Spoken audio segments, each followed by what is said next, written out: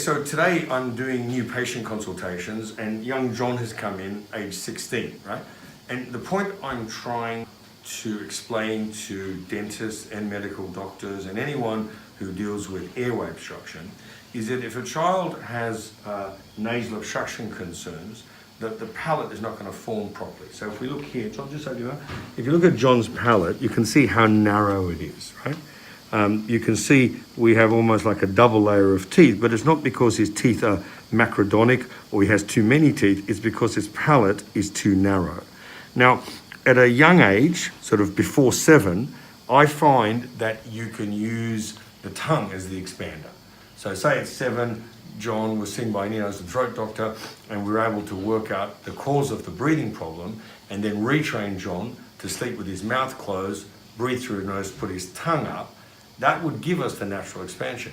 After 7, when the first molars erupt, you're never going to get natural expansion. Then you have to use an expander. But even then, between 7 and 9, just using an expander could minimize the need for full fixed braces later. What I don't want is to wait till 16, because at 16 we've got a big job on our hand. And that big job would involve surgical expansion of the maxilla for stability, followed by full fixed braces, etc., etc. And even at that stage, when you surgically expand the upper palate, it may not necessarily improve the nasal breathing because the palate's already formed, right?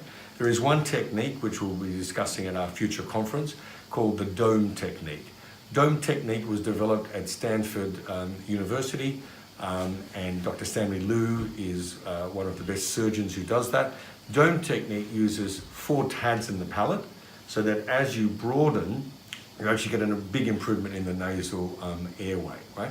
So a couple of learning points. Number 1, if you get a kid who's got nasal obstruction problems and you see a narrow palate, get in early, don't wait for permanent dentition.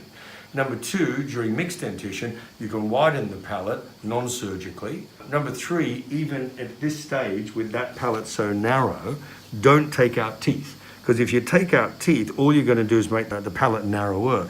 Instead, broaden the palate using newer techniques, right?